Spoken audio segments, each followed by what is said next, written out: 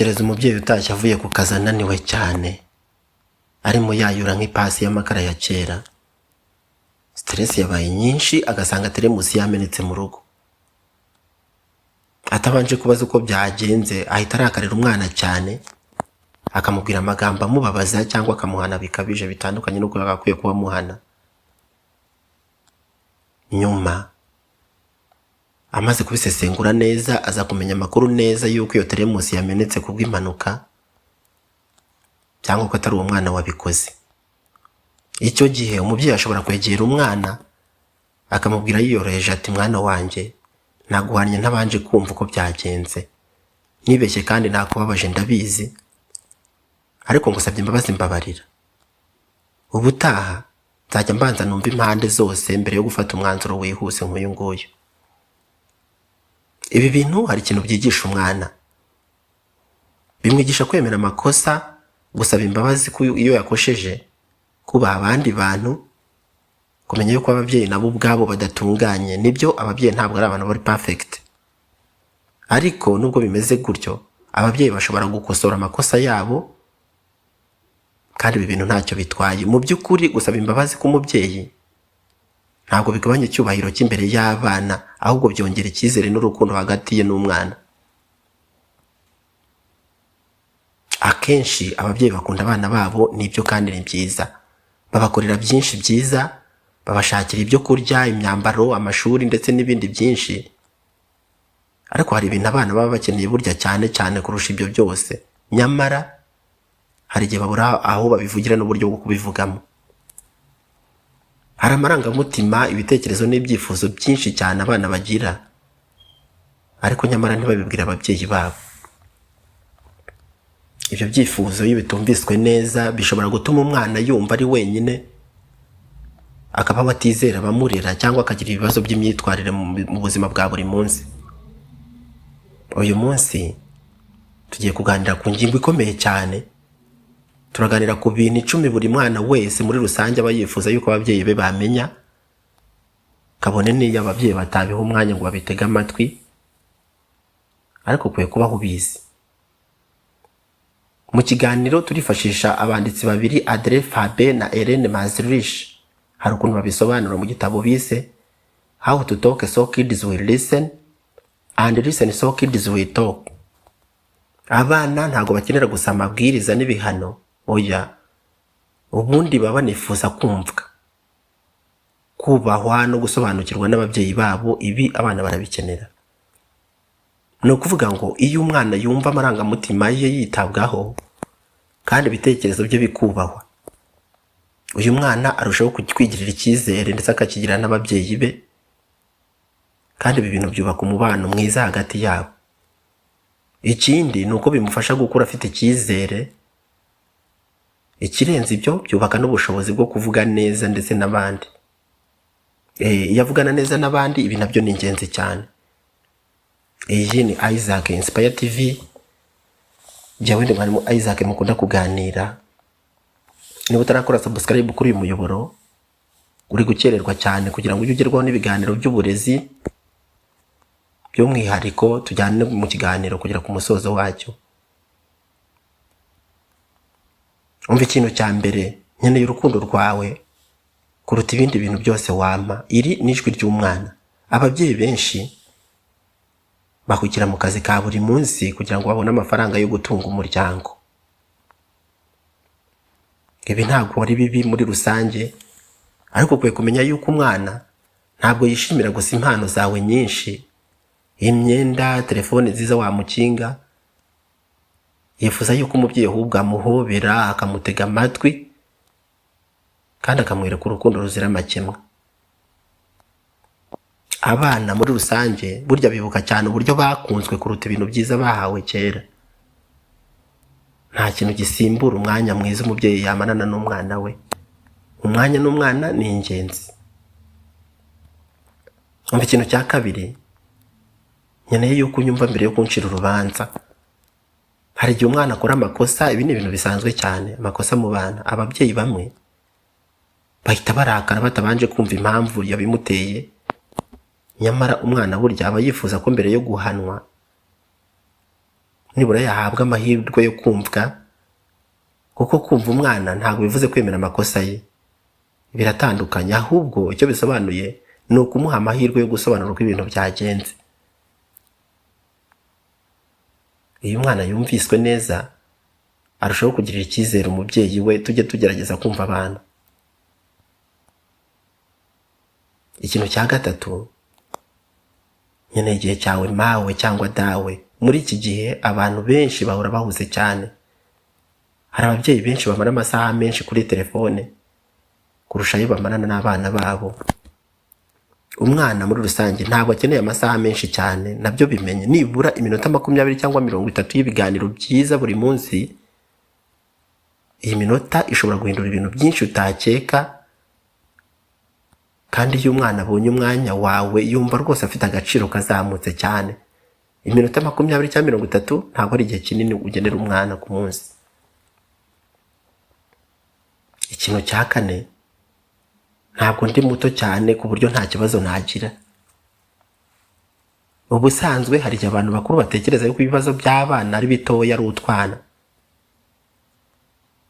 Ariko nyamara burya ku mwana gutsindwa ikizamini cyangwa wenda kubura inshuti ze cyangwa wenda gutereranwa nabo bigana bibasha kumubabaza cyane ku rwego utabitekerezaho. Iyo umwana akugejejeho ikibazo cye muri rusange, ntukamwereke yuko kidafite agaciro. Mwereke ko umwumva kandi ushaka uburyo bwo kumufasha bigende neza. Ikintu cya gatanu, niga cyane ibyo gukora. Umwana aravuga ati niga cyane ibyo ukora kurusha ibyo umbwira. Ababyeyi benshi bahora bakunda gutanga inama, nibyo, ariko abana muri rusange burya bigira cyane ku byo babona kurusha ibyo babwirwa. Niba ushaka yuko umwana aba wenda inyangamugayo, nawe uzirinde kuba rusisibiranye. Niba ushaka yuko yubaha abantu, nawe ujye ububaha kandi ububaha abareba. Imyitwarire yawe ni ishuri rikomeye kurusha amagambo yawe. Nibyo, igihamya kidashidikanywaho cy'uko umuntu yahindutse ni imibereho wabayeho none. Ikintu cya gatandatu, nkeneye kunyizera nawe cyangwa se dawe. Abana muri rusange burya bakura neza iyo bumva yuko hari umuntu bizera. Iyo umubyeyi ahora abwira umwana yuko adashoboye cyangwa yuko atazatsinda, bishobora kumuca intege iminsi yose, agakura nta cyizere yifitiye. Ariko iyo umubwiye uti ndakwizera ushobora kubigeraho, birakunda, ibi bintu bimutera imbaraga cyane zo kugerageza ndetse no gutsinda bya bindi byajyaga kumugora. Nibyo, abana benshi bagira aho bagera kubera yuko hari umuntu wabizeye akabongerera icyizere, bagakura bumva yuko ibintu byose bishoboka. Tekereza nawe ku mabyiruka yawe uza kuzamuka nta muntu ukubwira courage cyangwa se jya mbere. Ikintu cya karindwi, nkeneye ko nkosora utambabaza. Guhana ni igice cy'uburere, ariko guhana gukwiye ntabwo bigomba guhinduka gutesha agaciro umwana. Amagambo akomeretsa ashobora kuguma mu mutima imyaka myinshi atarashonga. Umwana yifuza gukosorwa mu rukundo ndetse no mu cyubahiro agombwa. Intego y'igihano muri rusange ni ukwigisha, ntabwo ari uguca intege uwagahawe icyerekezo. Ikintu cya munani, nkeneye ko wemera amakosa yawe. Hari ababyeyi batekereza yuko gusaba imbabazi umwana bigabanya icyubahiro cyabo nk'ababyeyi. Nyamara ntabwo ari byo. Ahubwo iyo umubyeyi burya yemeye amakosa ye ndetse akayasabira imbabazi, hari ikintu gikomeye aba yigisha umwana. Abamwigisha ubunyangamugayo no kwicisha bugufi muri rusange. Ibi bintu kandi bituma umwana nawe amenya kwemera amakosa ye. Kuba bidakunda rero, ubwo nuko hari ukundi kuntu barezwe, ariko dukwiye gushimira cyane ababasha ibi bintu. Ikintu cya 9, nkeneye kutangereranya n'abandi. Abana benshi bababazwa cyane no kugereranywa na bagenzi babo. Hari hari ababyeyi benshi bavuga bati reba mugenzi wawe ko atsinda cyane, reba murumuna wawe ko yitwara. Ibyo bishobora gutuma umwana yumva nta gaciro afite. Nyamara hari umwana muri rusange, buri mwana burya aba afite impano n'umuvuduko we. Ntabwo abana bose bahwana. Ukwiye gufasha umwana guhatana n'ejo heza, aho guhora gusa umugereranya n'abandi bana, kuko umuntu wese agira umwihariko we. Umwe ashoboye ibi, undi ashoboye biriya. Ikintu cya 10 ari nacyo cya nyuma, nifuza kumenya yuko ngukunda kabone niyo ntabivuga, cyangwa wenda ukabona ngukunda nabi. Umutima w'abana disi. Abana ntabwo ariko bose babasha kuvuga amarangamutima yabo, ariko abana benshi bakunda ababyeyi babo kandi cyane. Nibyo akaburane kaboneke ni nyina w'umuntu. Uwashaka yavuga yuko akaburane kaboneka ari umubyeyi w'umuntu. Nubwo hari igihe wenda abana bagaragaza imyitwarire itari myiza, cyangwa bakanga kumvira amategeko byari ngombwa, ariko akenshi baba bagikeneye urukundo n'ubuyobozi. Umwana aba yifuza yuko umubyeyi we amenya yuko amukeneye kandi yuko amukunda bya nyabyo. Ariyo mpamvu umubyeyi ntabwo akwiye gucika intege no kureka kumwitaho uko bikwiye. Twite ku bana, dusatira umwanzuro. Nshuti babyeyi bagenzi banjye, abana ntabwo bakeneye ababyeyi batunganye, kuko ababyeyi bari perfect ntabwo babaho. Ahubwo abana bakeneye ababyeyi babakunda, babumva kandi babafasha gukura neza. Niba twashobora kumenya yuko gusobanukirwa yenda ibi bintu uko ari 10 nk'uko tubiganiriyeho, tubasha kubaka umubano mwiza hagati y'ababyeyi n'abana. Wibuke ibyo uvuga n'ibyo ukora uyu munsi bishobora kugira uruhare runini cyane mu buzima bw'umwana w'ejo hazaza. Ese ubundi muri 2010 twajambuye, niki cyakukoze ku mutima kurusha ibindi? Ujye mu mwanya wahariwe ibitekerezo, usigemo igitekerezo cyawe, kandi ushobora kuba wakunze ikiganiro, kuko ikiganiro ni cyo gukundwa cyane.